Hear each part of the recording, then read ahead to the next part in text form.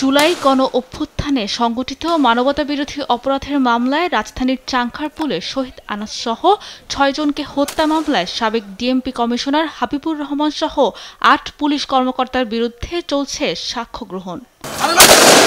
এ মামলায় আন্তর্জাতিক অপরাধ ট্রাইব্যুনালের তদন্ত সংস্থায় জবানবন্দি দিয়েছেন ৪২ জন, যেখানে আইনশৃঙ্খলা বাহিনীর সদস্য ১৩ জন।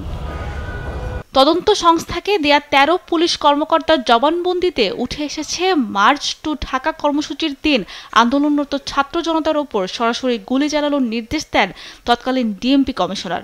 পাশাপাশি তৎকালীন যুগ্ম পুলিশ কমিশনার সুদীপ কুমার চক্রবর্তীও গুলির নির্দেশ দেন। জবানবন্দিতে আরও বলা হয়, শাহবাগ থানায় গিয়ে ঊর্ধ্বতন পুলিশ কর্মকর্তাদের আন্দোলন দমনে গুলি করা সহ অন্যান্য বিষয়েও নির্দেশনা দিয়েছিলেন তারা। শুধু তাই নয়, এ মামলার অন্যতম আসামি রমনা জোনের এডিসি শাহ আলম মোহাম্মদ আক্তারুল ইসলামের নামও এসেছে নির্দেশদাতা হিসেবে। আন্দোলন দমনে কোনো কারণ ছাড়াই সাউন্ড গ্রেনেড, গ্যাস গান ও শটগান দিয়ে গুলির নির্দেশ দেন তিনি। নির্দেশ অমান্য করলে অকথ্য ভাষায় গালিসহ হুমকি দিয়েছিলেন আক্তারুল।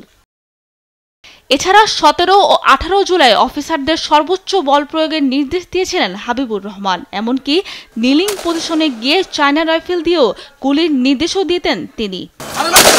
জবানবন্দিতে আরও উঠে আসে, আন্দোলন দমনে সর্বোচ্চ বল প্রয়োগকারীদের বিভিন্ন সময়ে অর্থ পুরস্কারও ঘোষণা দেন সাবেক ডিএমপি কমিশনার হাবিবুর রহমান। সাবরিনা মজুমদার, দেশ টিভি, ঢাকা।